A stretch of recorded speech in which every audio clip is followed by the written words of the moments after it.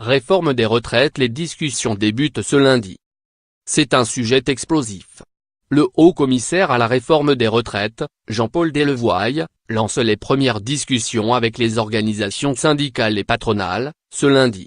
Objectif affiché, aboutir à un système universel de retraite et dresser les principaux constats sur le système actuel, et, enjeu du système cible, selon l'intitulé du document transmis aux partenaires sociaux, cité par Les Échos. D'autres réunions sont prévues durant la deuxième quinzaine d'avril. Un colloque doit également avoir lieu au Sénat sur le sujet jeudi. Pour rappel, le président Macron souhaite que les textes soient finalisés d'ici à l'été 2019, pour une réforme étalée sur 10 ans. Lire aussi, la future réforme des retraites va-t-elle accroître les inégalités ? Ce que nous allons réparer, c'est l'injustice, a soutenu Emmanuel Macron lors de son interview face à Bourdin et Plenel, dimanche soir. Nous devons avoir un système plus transparent.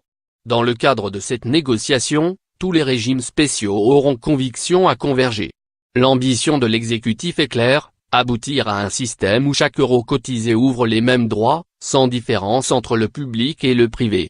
La tâche promet cependant d'être ardue, la France comptant actuellement plus de 30 régimes, dont plusieurs régimes spéciaux comme celui de la SNCF ou de la Banque de France. Selon les calculs du Conseil d'orientation des retraites, le solde tout régime confondu serait déficitaire de 0,1% du PIB en 2020, soit de quelques 2,2 milliards d'euros. Lire aussi, retraite, ce qui va changer avec la réforme Macron. Dès lors, comment aboutir à un tel système universel ?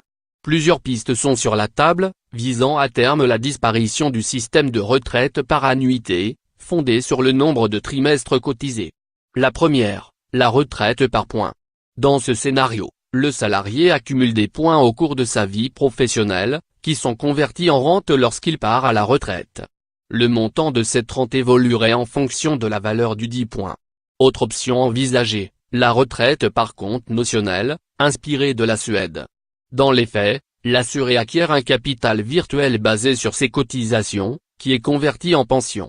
Celle-ci dépend en particulier de l'âge de départ à la retraite et de l'espérance de vie à cet âge, est-il rappelé dans un rapport d'information du Sénat, publié en 2007.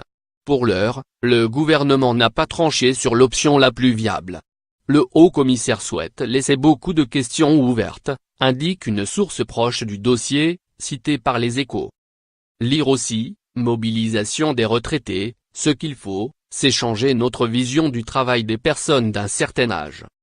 L'exécutif devra faire preuve d'habileté durant ces négociations.